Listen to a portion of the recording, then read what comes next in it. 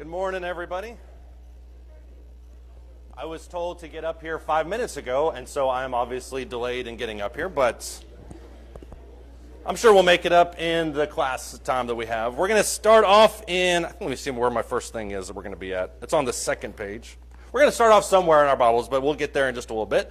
This one, as you can tell behind me, is how do I even know that God is real? This will be more of this will not be kind of the idea of the apologetics type class where you kind of look at all the different scientific things. That class by itself would take probably an entire quarter, so we don't have the time for that. This one is going to be more of a personal kind of individual type response. And I don't mean that to sound all meta and all 2023, but I do think it's an important discussion, just kind of in a general format. So that's what we're going to discuss this morning. I'm going to ask, John, do you mind leading us in a word of prayer? Okay. Heavenly Father, we're so thankful, Lord, for another morning to be here and be able to get into your word, Lord, and study. And we just pray, Lord, that all the things we cover this morning, that they will help us to have a better understanding of your word and grow closer to you, Father. Father, we pray for all those of our number who are sick, who are hurting in any way. We just pray, Lord, that you'll just provide for them what they need, Lord. Restore them. Father, just continue to be with us, Father, and help us to live our lives in a way that will be pleasing to you. In the name of your Son, Jesus, we pray. Amen. Thank you. This is, when I was putting together the schedule for this class, I was kind of looking at where to put different things, and I thought, well, there's no reason to put this question this late in the quarter, but I feel like it's kind of one of those questions you can visit, you can revisit, you can kind of come back to, and this is kind of a question I think we've probably touched on several times throughout this quarter, but I think it's also one of those questions that is good in the middle of it, after you've kind of examined some other things to kind of revisit this topic. So I mentioned earlier that I want this to be a personal question or personal answer, so I will ask you, why do you believe that God is real? As I look out, I see a lot of Christians, obviously. Why do you believe that there is a God? And this can be as crazy or as narrow as you want it to be, within reason, obviously, because we do have two elders that are watching. Yeah, Curtis? I think it is, when I saw my parents and brothers and sisters, it so much of a credence to me that there is a God. Yeah. I've never been in a place where I should say never been, but mostly my life has been, I think, exposed to faith. Yeah, I think so. That's more of like the example kind of mindset. You've seen it in your parents, you've seen it in people that you love, maybe friends and things like that. And because you've seen it modeled in their life, you think, well, this is something that I tend to believe in too because of the people that I'm in. And I'm always going to provide counterpoints. The counterpoint to that is well, I've never been around Christian people, and so it's not a part of my life. And so it's good for people like us. I'm kind of in the same shoes, but I do think that that creates a strong kind of idea. Leah? I was raised in a Christian home also, but I also look around now and I see the marvelous creation that's in front of us. Right. How could this not come from God? Yeah, when you look at the creation itself, and that's something that Paul talks about, I think it's in Acts chapter 17, where he says creation itself bears testament to the fact that there's a creator. And that's something Romans 1 goes in depth on too. I think that all testifies to the idea that there is something that created and designed these things. Paul? Some kind of understanding that there's a higher power. You know, the natives in deep darkness Africa worship something, but to get the details of what God is, of course, we go to the scriptures, but outside of that, I think just human nature, just you're born with it. There's something that created all this. We don't know. That's kind of where I want to be by the end of this class, that I think deep down inside your intrinsic nature, there's something that wants to worship something beside yourself. I mean, and that has taken on many different variations throughout time. People are worshiping the sun god. People are worshiping themselves. People worship idols. It's interesting that you mentioned that about the deepest, darkest natives, because I was actually reading an article this morning about John Chow. I don't know if everybody remembers him. 6, 7 years ago, decided to go to the North Sentinelese to kind of evangelize to them. That happened 6 years ago today. So it's this idea that there's always this understanding of God, and you just kind of tap into that and bring it out, which I do think is probably, at least in my opinion, the strongest argument for me about why I believe in God. Yeah, Jason? History and archaeology seem to agree with the Bible when they try to match up this event or this place. Right. So that's kind of the same line of reasoning that the miracles class we did last week, which is that if you look at the miracles, they testify to the idea that the message that came from Jesus was authoritative, which I think is very similar when you look at history. Bible talks about something like the Hittites we mentioned last week. All of a sudden they've discovered the Hittites. It confirms that word. I think that's a strong corollary too. Got 4 good answers. We're looking for 19, so feel free to fill in the gaps here. Curtis, did you want to? Okay, that's right, but that's cheating because we're in a Bible class, so obviously. The fact that it exists, that Oh. so many people put so much faith in it, and that it existed, and it's all the characteristics of it. Right. So consistent, so it strikes so many different aspects of our lives, our philosophy, our understandings. Yeah. And that it basically is consistent, and it's when you test it, it is real wisdom. Yeah, I mean, I agree with you. I mean, the counterpoint, once again, to that, I feel like I'm just doing counterpoints to you only for some reason, but the counterpoint to that is, well, you got something like the Quran, you've got these Buddhist texts. I mean, there are other things that people view as being divinely authoritative. I mean, even Mormons view their text as being divinely authoritative, despite all, the controversy surrounding it. So I'm gonna pass one more time, because that discussion is actually for a few weeks from now. And I learned my lesson 2 weeks ago when we didn't even get to our stuff. But go ahead, Ken.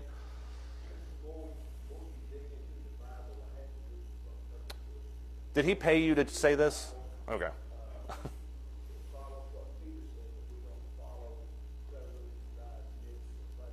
Right.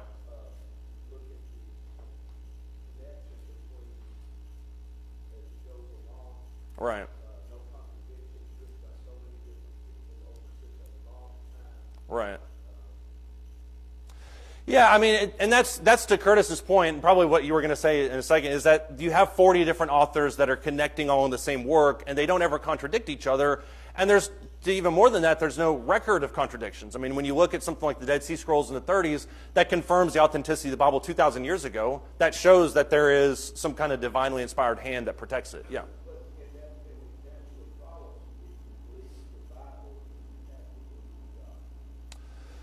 That, I would agree with that tentatively. I can't think of any reason not to, but I feel like there's one in the back of my skull that says no, but I will agree with that tentatively. Yeah, Ray?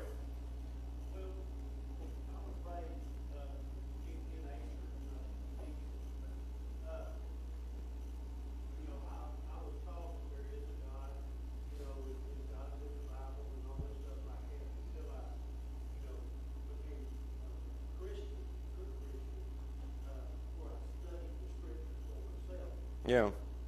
But every day, it's almost every day, they find something that relates to the Bible. They're always uncovering stuff. Mm-hmm. And it's, it's saying, well, this, and all of a sudden, they uncovered it somewhere. And it's so, it's true. It's hard to believe that somebody just created a real clever scavenger hunt back then. Mm-hmm. All this stuff. And so, you look at what's there, and you look at what's being found. Mm-hmm.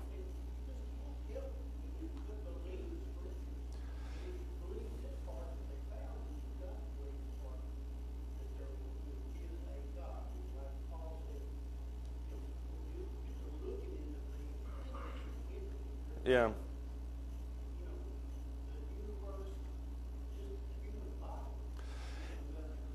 Yeah. I was actually wondering.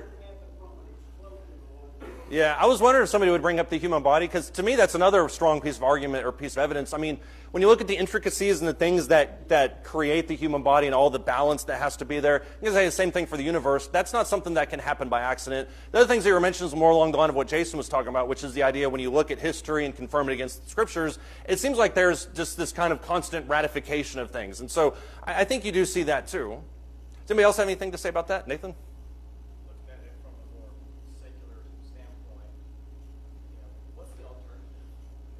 The alternative is a random act of chance that this explosion happened, that they can't explain why it happened. Right. It just doesn't, math doesn't add up. The math doesn't add up, and somebody would say, well, the chances of the Earth orbiting or kind of creating in the pattern that it does is 1 in quintillion or whatever the biggest number is. What Levi comes up with bigger numbers than I do, obviously. But I think that argument falls short when you think about an eternal timeline. I mean, if you're thinking about you have eternity to create this, time really is immaterial to that. But to your point, the fact that all the things add up in the way they do and also provide these kind of emotional and social benefits as well, I don't think that's something that happens by chance. So I agree with your general idea on it.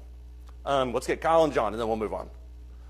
I think outside of the creationism, I think it's easy or most obvious about I think even about a sense of morality that we have. The quote from C.S. Lewis, it says, "My argument against God is that the universe seems so cruel and unjust, but how I got to this idea of just and unjust. Mm-hmm. A man can't call right crooked unless he has some idea of straight line. What was I comparing this universe with when I called it unjust? If the whole show was bad and senseless from A to Z, so to speak, why did I, who was supposed to be part of the show, find myself in such a violent reaction against it?" Mm-hmm. And so we have this idea of there has to be an author and finisher of our faith and the universe and the creation. But I think when we have this debate about who God is and what He is, it to me goes back to something as simple as what's right and wrong and who established what right was and again Yeah. where morality comes from and all of those things. Even an atheist has some sense of a moral compass. Well, what is good? What is right? Yeah. Yeah, I mean, first off, kudos for reading Lewis, because that's, to me, one of the most engaging writers of the last 100 years. But I think also your stance on morality being kind of a testament towards God, I think, is really powerful. There does seem to be, and kind of on a higher level than that, there does seem to be a stamp of morality on humans as distinct from animals. I read something earlier this week about this very subject where somebody was saying, if you look at the way a lion attacks a zebra, nobody has any problem with the fact that a lion asserts its dominance over the zebra, because that's just the way nature is supposed to work. That same argument doesn't line up when we think of something like the Holocaust, where Hitler tries to dominate his will over the Jews. That's abhorrent to us, that's unnatural, whereas we look at nature and see the exact same thing. We say, well, that's natural. There has to be a difference in standards in the way that we treat humanity versus animals. And so I think that's a strong testament to the individuality of humanity. John? I was just gonna ask, how many atheists are there who, in trying to prove there is no God, have actually convinced themselves there is, and then turn their whole view around? I don't have the exact number on that, but yeah. Number either. Yeah. Well, I'm most familiar with John Clayton. Yeah. Because now I'm not even sure if he's still living or not, but Yeah. once he convinced himself there was a God, he went all out on proving, Yeah. or showing all the evidences that there are. Right. Yeah, there's that famous book, you mentioned John Clayton. I was thinking of The Evidence That Demands a Verdict. I can't remember who wrote that. But the guy who wrote that book started the same way. I'm going to try to disprove God. And then the more he dove into the evidence, the more he found that there was a God. So the evidence pointed that direction. So you're right. I do think that there are lots of different things that you can use. Basically, all these arguments boil down to, or not all of these, but a lot of the arguments boil down to four major points. The first one being this kind of cosmological argument. I didn't hear anybody say this one specifically, but this is one that a lot of people have thought about, which is the idea that if something is caused in this world, there has to have been something that caused it. If you can think of something that caused the causer, then that thing obviously logically becomes God. And so it's kind of this, I don't know how people would talk about it, but it can only go back so far before you have to arrive at an endpoint of a creator, because every single thing up until this point has a cause. So that's the cosmological argument that some people would have. The ontological argument is a different thing that people would say, that this is the highest conceivable being. If you can think of something that's higher than God, then obviously that thing becomes God. So the highest thing that human beings can conceive of is Jehovah. So that is the ontological argument for it in kind of a nutshell. And all these arguments have a lot more pieces to it if you want to. The morality argument, which is what Kyle brought up, that there's this universal source of morality that no matter where you go to, there's a kind of a code that people bind to. And then there's the other one that a lot of people will gravitate towards, which is the aesthetic idea, that nature itself shows God.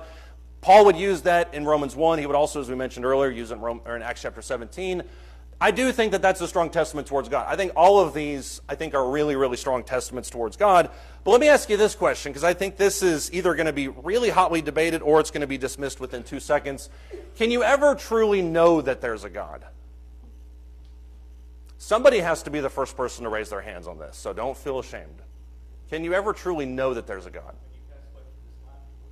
Okay, that's also, what is it with this side and cheating? That's cheating. But yes, you're right. When you pass away from this life, you will know that there's a God.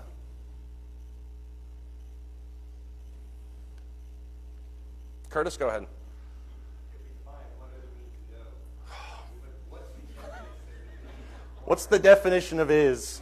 Yeah. Touch, see, taste, or any of our physical senses, you never can know. Mm-hmm. Because that's metaphysical. Okay. All right. Metaphysical, not physical. Right. So the answer to that we can know. But then there's other evidence. I mean, all of these evidences testify to the idea that there's a God. And there's a lot of scientists that will argue against evolution, but not argue for Jehovah. They'll argue for an intelligent designer, that there had to have been some other... I mean, even Richard Dawkins holds this belief to a certain extent, which is the idea that alien life may have planted life on this planet. So, I mean, there's a middle ground that people gravitate towards sometimes. But you're right. Can you ever know? That's why I underlined it. I don't know. How else would you answer that? Can you ever truly know that there's a God? Because keep in mind, Hebrews chapter 11 and verse 1 says faith is believing that he is, and that he's also a rewarder of those who seek him. So you have to know that he is. That's the foundation of our faith. Paul? Mm-hmm.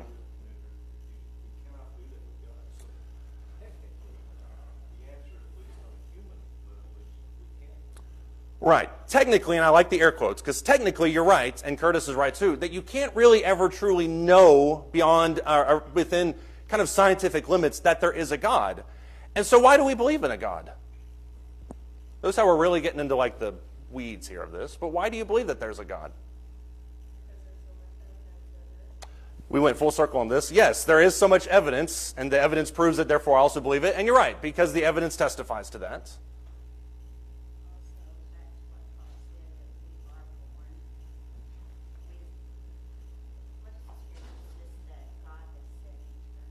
Right.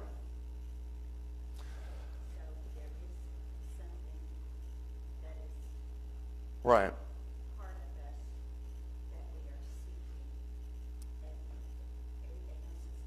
Right. You're where I want to be in about 20 minutes from now, which is the idea that you kind of already know that there's a God, but you connect it to an identity. And in this way, and this is a very loose kind of parallelism, but when you look at something like Romans chapter 7, Romans chapter 7, Paul says, I wouldn't have known coveting had it not been for the law. The law identifies coveting. Well, I think in the same way, we would not have known God had it not been for Scripture. And that's another thing that Paul gets into in Romans chapter, or Acts 17, which is that, was that before these times, God winked at those sins. Now that we know there's a God, there has to be some accountability there. Shell?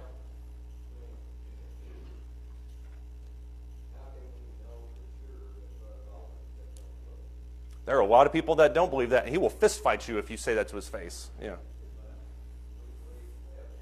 All right. That's true. And the cynics, I think the cynics of this will look at it and say, well, this was, and this is, I guess, jump into the answer. The cynics of this will say, well, your belief in God, your emotional kind of stability that you find in a belief in God is a defense mechanism or is a survival mechanism that's generated in order to help you survive. And this is where evolutionists will talk about this idea of God. This is Daniel Dennett, and he is a Christian writer, but he's also talking about the atheistic standpoint on this belief in God. He'll say everything we value, from sugar and sex and money to music to love and religion, we value for, and here's the key word, we value for reasons. Lying behind and distinct from our reasons are evolutionary reasons. Free-floating rationales that have been endorsed by natural selection. In other words, what he's arguing for is that your belief in God is an evolutionary mechanism designed to help you survive. That you have to believe that there's something else out there, some kind of judge, because after all, if there's no judge, how do you look at the world around you, make any sense of it? How do you make any sense of any of the kind of indiscretions that happen in your life? Yeah.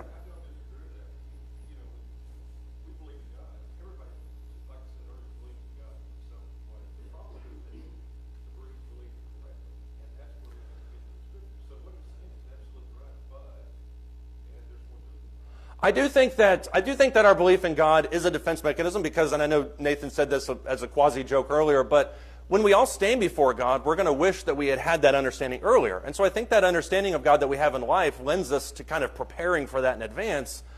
But you're right. I mean, whether or not people believe in Jehovah is a little bit of a different thing. Sandra?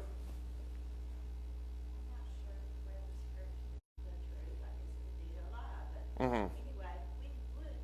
But if you boil it down to a mathematical equation quadrant, he said, if you don't believe, so he made the argument to a culture that doesn't believe in God here in just a second. Right.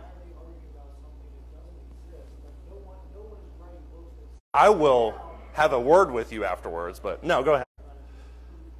Yeah, I think the argument for that comes back to the idea of control. People feel like religion has been a way to control people. They feel like it's, especially in a day and time where homosexuality is being pushed, they feel like it's bigoted. So the idea of that would be the counter argument to that. Getting back to this concept of the idea of belief in God as an evolutionary mechanism, what's the problem with that? If belief in God is just an evolutionary mechanism, what's the problem?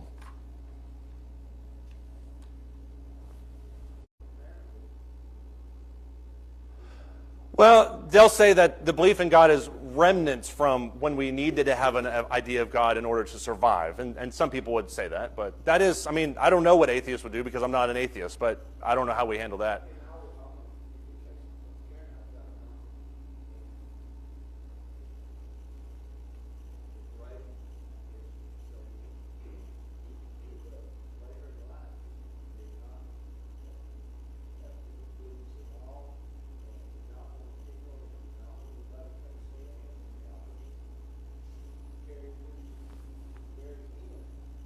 Yeah, I know people like that.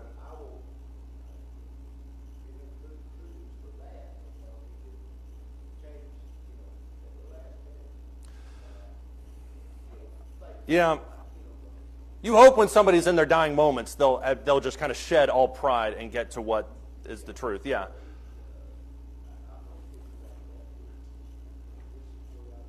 Yeah. The problem, I mean, and that is true, some people hold that. The problem with the idea of belief in God as an evolutionary mechanism is that it really only serves you so long as it helps you survive. If that's the main usefulness of it, is that it helps you survive, then you can really kind of believe anything as long as it helps you survive. And the fault of that, and I guess the long or short way of saying that is, there's no way of proving whether or not that's true. The truth is irrelevant because as long as it helps you survive, that's really all that matters. And so just because you have this evolutionary mechanism, it doesn't mean that it necessarily points to the truth or untruth. It's just there. This is something that Charles Darwin saw, and this is one of his letters that he wrote to his friend later in life. He said, "With me, the horrid doubt always arises whether the convictions of man's mind, which has been developed from the mind of lower animals, are of any value or at all trustworthy." So in other words, this evolutionary mechanism that God is true, or some people's argument that he's not true, whether or not you can really bank on that. If your whole mindset is geared towards survival, that's different from your whole mindset is geared towards truth. That's the natural flaw in this type of reasoning. What that leaves then is you have to search for some other reason for why you believe in God. If it's an evolutionary mechanism that doesn't necessarily point to the truth, it's just there for survival. The other reason that you may have for believing in God alongside of that is because it gives you some kind of sense of purpose. There's a fantastic book, and I would encourage everybody, if you haven't read it, go out and buy it. It's phenomenal. I know people that read it every year just because it's so impactful.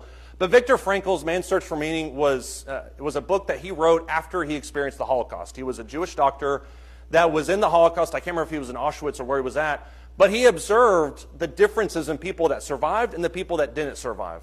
And he had this to say. He said, "Those who have a why to live can bear with almost any how." Do you agree with that, or do you disagree with that? Okay, thank you, Paul. This is a moment where you can talk more if you'd like. Yeah. Because I think what he's saying is basically what he's saying. There are things we don't understand, can't comprehend, and so we have to have faith. So that's what he's saying. In order to get through the faith, which is the why, you have to deal with what. Yeah, in order to live your life, you have to have something to kind of shoot for. I mean, life is a progression. It's linear. So what are you aiming towards? And if you're not aiming towards anything, what is the purpose of your life? And that's what Frankl argued, was that people who had some kind of purpose, whether that's family, whether that's friends, maybe it's a career, whatever it is, those are the people that survived the Holocaust because they had something to look forward to past the initial moment. Sandra? Mm-hmm.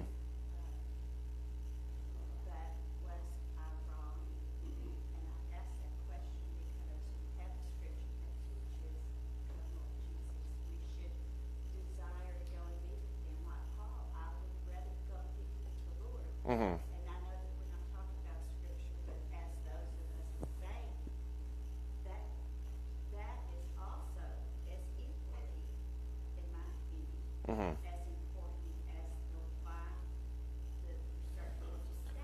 Right. My opinion, my mental, my life. Right. And that is an instinct human survival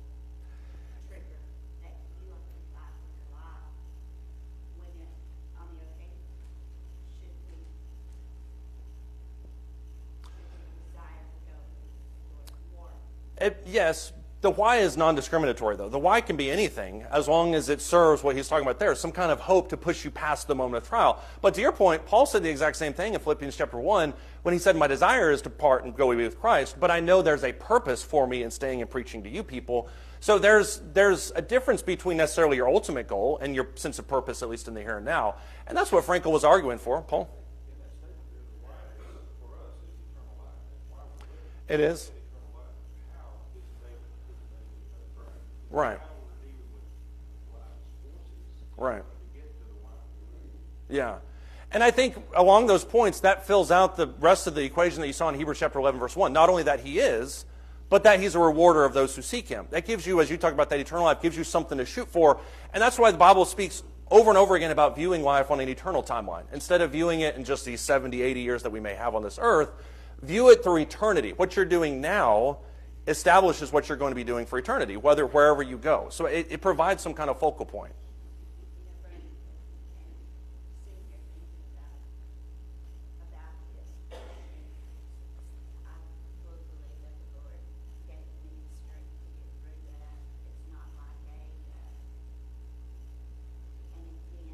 Right.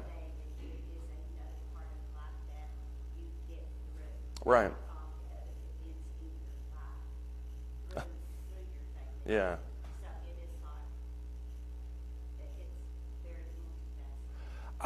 You're right. I was laughing because you pointed to Sammy when you said one of the other events we have to get through in our life. But yes, I just thought that was funny. But you're right. I mean, I love Sammy to death. I was just making a joke about that. But yeah, I think anything that you have to get through in your life, you have to have a reason to get through it to begin with. I mean, whether that's something as small or something as big as life or death, something as small as just kind of a rough day, there has to be something to propel you forward. And that's what he argued for there. And you can go into, and we don't have to get into this because we don't have time, but you could go into the nuances of what happens to a society that doesn't have any hope. And if you look at, for instance, the idea of, communistic societies that are embedded in this kind of atheistic stance. I mean, Karl Marx argued, and this famous quote that Karl Marx has, which is that religion is the opiate for the masses, the reason he believed that is because he viewed religion as being a balm to get you to suffer whatever they wanted you to suffer because you were looking forward to heaven. That's why he argued for that. So that's the cynical viewpoint to this whole thing. But if you look at societies in general that are largely atheistic and hopeless and hollow, that predominantly don't believe in God, you kind of see this same idea present in there. And I think you can see that wherever you look at. He had this to say also. He said, the more one forgets himself by giving himself to a cause to serve or another person to love, the more human he is. And then it took us 30 minutes to get to this point, but I think this is a really fundamental thing because it goes back to the essence of what it means to be human. And I won't ask you that question, but I would encourage you to think about that. What does it actually mean to be human? When you look, for instance, at Genesis chapter 1 and verse 26, there's a fantastic phrase. I mean, Genesis 1 is just chock full of so much stuff. We just kind of skimmed through it. Genesis 1 and verse 26, God says, let us make man in our image according to our likeness. What does that phrase mean? I'll give you a hint. I used to think it was brown hair, a beard, because that's what I looked like. Obviously, I believed this last week. I don't know why I put it in the modern day, but what does he mean when he says, let us make man in our image according to our likeness? Chris? It's more of a spiritual picture. What defines what is a human, what is an animal. We have a spiritual mind that's toward the Creator. Yeah, there's some kind of spiritual, and maybe that's the ethos that Sandra and everybody else was kind of talking about, that there's an idea of eternity in the same way that God lives in eternity. Yeah, maybe something along those lines. Yeah. You don't have to shrug. I think that's all right. I mean, all of these answers can be right. A purpose, some kind of defining work that we have to do. Ephesians chapter 2, verses 8 through 10 talks about how grace saves us, but then in verse 10 it says that we are designed for good works. So that's really our purpose. Yeah. Yeah. Love is... Yeah, if I don't have love, it profits me nothing. Yeah, Anna?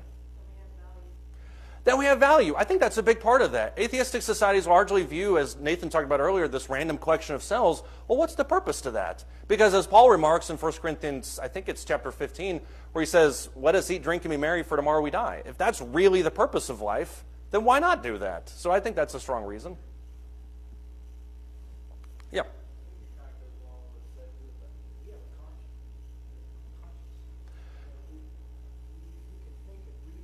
Right. Right. Animals are governed by feeling. Evolutionary survival is, however you define that term, that is their mechanism. All they care about is living another day. That's all they care about. So there's more to that for sure. Does anybody else have any thoughts on that? I think authority plays into it too, because remember right after that's in Genesis chapter 1 and verse 26, he says, let us make man in our image, and then he says we're also going to put them in dominion over the garden. So there's that difference between man and beast that we talked about earlier with Kyle. But what happened to kind of mess all this up? Genesis chapter 1 and verse 26, I will create man in my image according to my likeness. What happens 2 chapters later?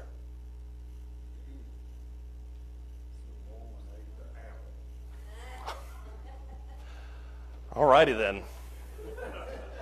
I don't really know how to respond to that. That was aggressive. Sin entered the world, exactly. Adam probably was just hanging out watching TV, if we're being fair there. But yeah, sin entered the world, which messed everything up. And I think that's kind of what we can all agree with. Why did sin enter the world? Why did Eve eat the fruit? Yeah, Anna? Right, we forget our true identity, which is being connected to God. That's a big part of it. What was the promise that Satan made her? For God knows in the day you eat of it, you'll be what? You'll be like God, knowing the difference between good and evil, which sounds amazing, which also insinuates that God is holding something back from his creation. So sin, and this is kind of a really, really broad view, but sin is a distortion of the view that we're made in the image of God because we're trying to create our own image of what God is. That's what idolatry is. And so in essence, what Anna was talking about a second ago is, well, I don't like how God made me in his image, and so I'm going to create a version of my own God that I can serve. And it's all about self. It's all about what I want to do, which is what Romans chapter 1 talks about. They serve the creation rather than the creator. In that sense then, and I know this is kind of jumping multiple lines of thought, but in that sense then, evangelism is just a return back to that. Because when you look at Acts chapter 11, verse 26, it says the disciples were first called Christians in Antioch. Why were they called Christians in Antioch? At a fundamental level, why were they called Christians?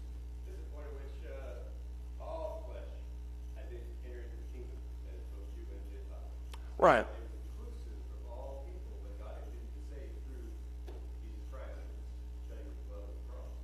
It is. I mean, it is inclusive of all people, and that's one thing you'll get to in chapter 13, which is that Jews and Gentiles now are together. So yeah, there's this kind of Jew-Gentile uniformity. It doesn't matter what you're from. Yeah.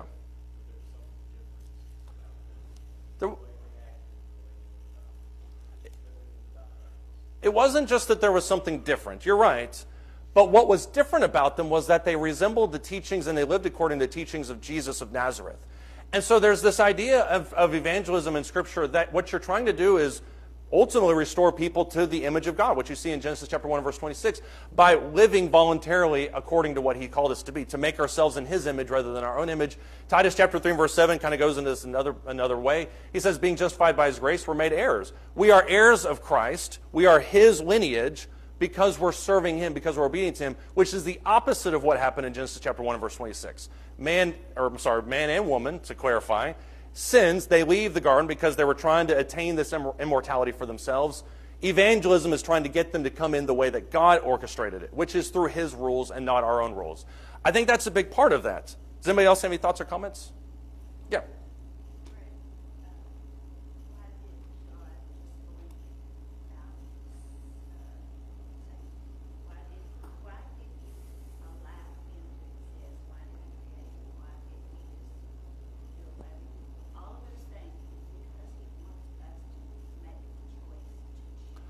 Right. To me, and I will defend this, I think, to my dying day, free will is one of the most important concepts of Scripture. When you take away free will from an individual, you take away the right to choose. Just as man was able to choose to leave the garden by their own actions, man can choose to come back into his fold by way of obedience and repentance and all the things that God talks about. So if you take away free will, you essentially make God or everybody robots, which is not what he wants, which is not what anybody wants. Does anybody else have any thoughts on that? Right. Right. It's a restoration. And there are some people that will go completely off the rails with that. Will say, oh, it's restoring this, and that. All it is a restoring of souls. I mean, we're trying to get back to what he created us to be, in his image, his fold, that kind of thing. Yeah. Why do people not become Christians? There's a lot of really simple questions that have really deep answers to it.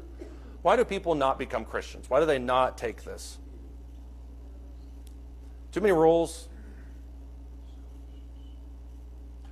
Okay, selfishness, I don't know if you meant in this way, but I think that you're onto something, at least where I'm at with it, which is that we just don't want to lose who we've created for ourselves. If you look in Romans chapter 1, we've mentioned Romans 1 already this quarter. We're going to look at it again. Romans chapter 1 and verse 18.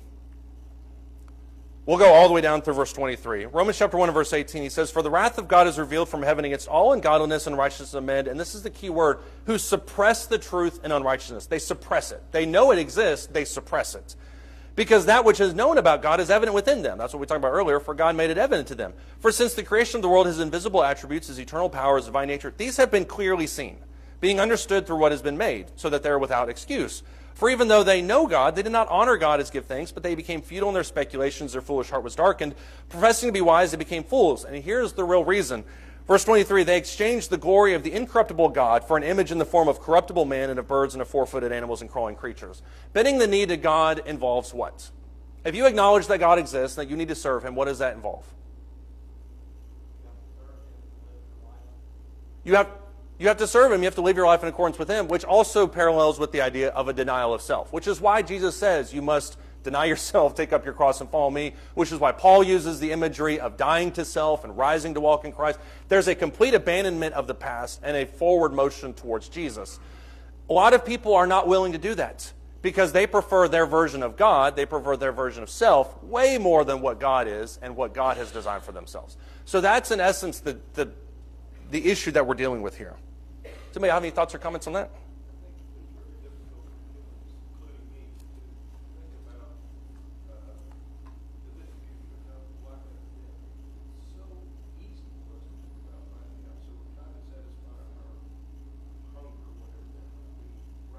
Right.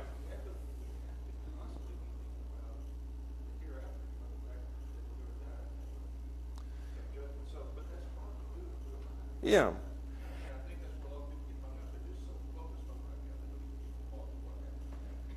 It is hard. And, if you look at people who are addicts of any kind, and oftentimes we talk about drug addicts, but you can make it with people that are hedonistic, people that are alcoholic. I mean, if you look at any kind of addiction, whether a formal name or not, the idea always is that they're looking to solve a temporary need. And that's something I'm just full of 1800s English quotes this quarter, but there's another one where he said, I can't remember exactly, but he said, there's a God-shaped void in all of us.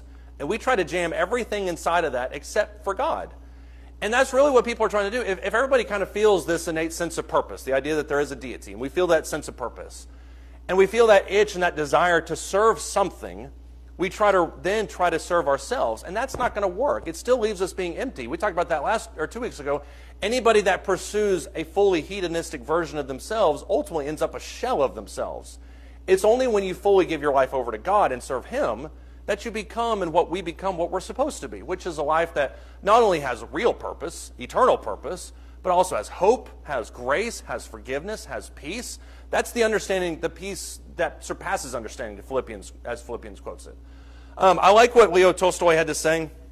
He said this, I thought it was a fantastic quote. He said, "My question that which at the age of 50 brought me to the verge of suicide was the simplest of questions, lying in the soul of every man. A question that without an answer to one which one cannot live. It was," notice I put that ... very strategically, "it was, what will come of what I am doing today or tomorrow? What will come of my whole life? Why should I live? Why wish for anything or do anything?" It can also be expressed thus: "Is there any meaning in my life that the inevitable death awaiting me does not destroy?" What's the problem that Tolstoy is dealing with there? Purpose, I think that's a part of it, yeah. Okay, that was my follow-up question. Gold star already. You got that. But Everything that he was trying to bring meaning into his life, there's no meaning, and that is what Solomon's grappling with in Ecclesiastes to a certain extent. But what else is he really pushing for here? Yeah, James? The idea that even people who don't believe in God understand the concept of eternity. Just looking at how is my life affect for the rest of time. To a certain extent, yes. And I do think that he is viewing it on a slightly eternal timeline. But that's getting a little bit closer, at least in my opinion, of where we're at. What's his real problem that he's grappling with? Purpose is a part of it. Eternity is a part of it. Curtis? Everything of value to him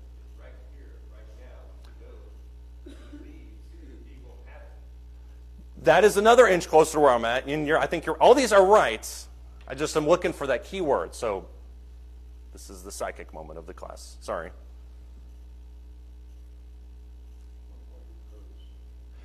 What, Curtis, repeat what you said about what you just said a second ago. Everything that he has of value is here. Right. Here, right now. The temporal nature of life. Everything you've striven for exists here. That's a little bit closer.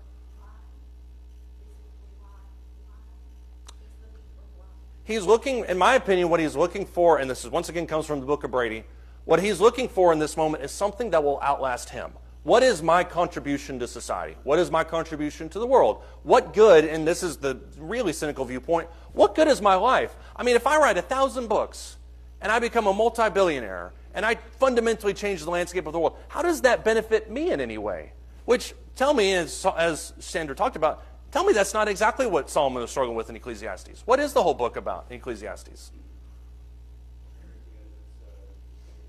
Everything under the sun is vain. He says that 7 or 8 different times. He's trying to find fulfillment. He's trying to find meaning. He's trying to find purpose. He's trying to find some kind of contribution. He's trying to find significance. And I would argue on a lower level, both of them are in some ways seeking immortality. What can I do to avoid death? How can I make a contribution forever? What is my real purpose? Because, as he points out here and in Ecclesiastes, everything I do is eventually going to be annihilated. So what is the purpose of all this? You know, I mean, somebody was talking in a podcast I was listening to the other day. They were talking about how they, you know, if they make $1 million, they know that $1 million 100 years ago was in somebody else's hand. And then before that, it was in somebody else's hand. So what is the purpose of gaining all these things now if it's just going to be in somebody else's hand? That's the problem he deals with. So let's...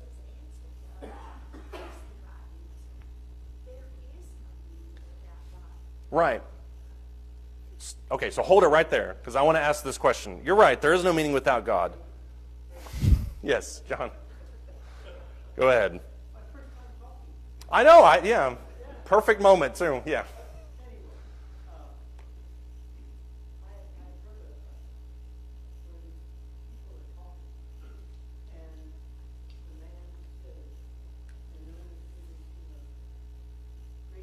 Mm-hmm.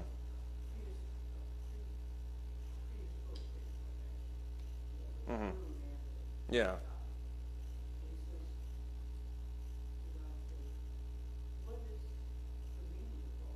Yeah.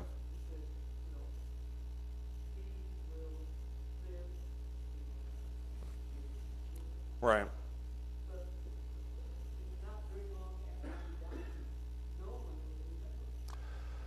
I mean, at one point, Queen Elizabeth owned 1/3 of the entire world. And I bet you probably haven't thought about her in the last week.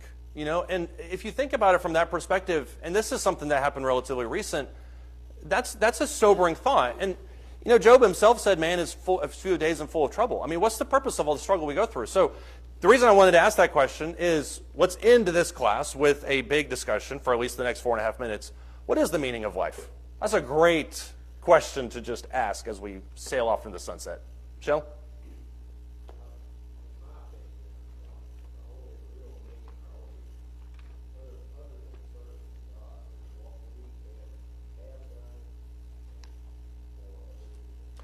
I think that's a lot of it, yeah.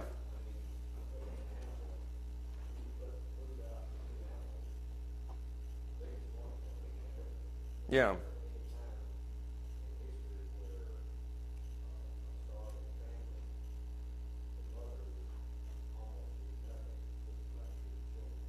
Right.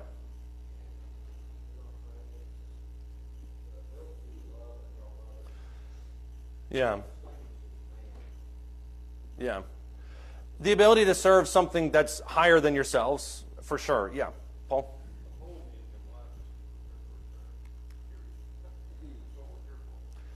Yeah.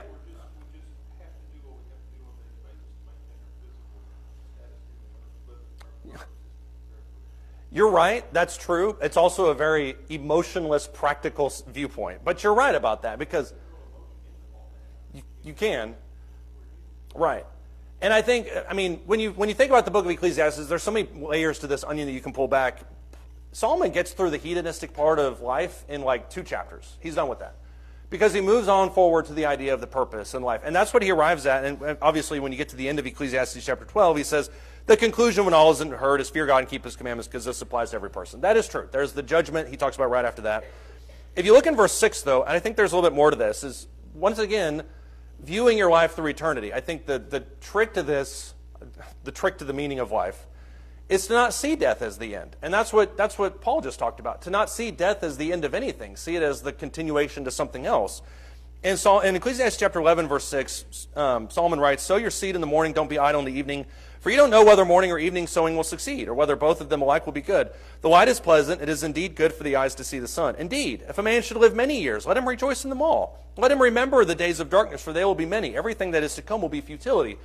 There's an underlying current in Ecclesiastes that he hits on at least 4 times, where he talks about enjoying your life truly with contentment is a skill.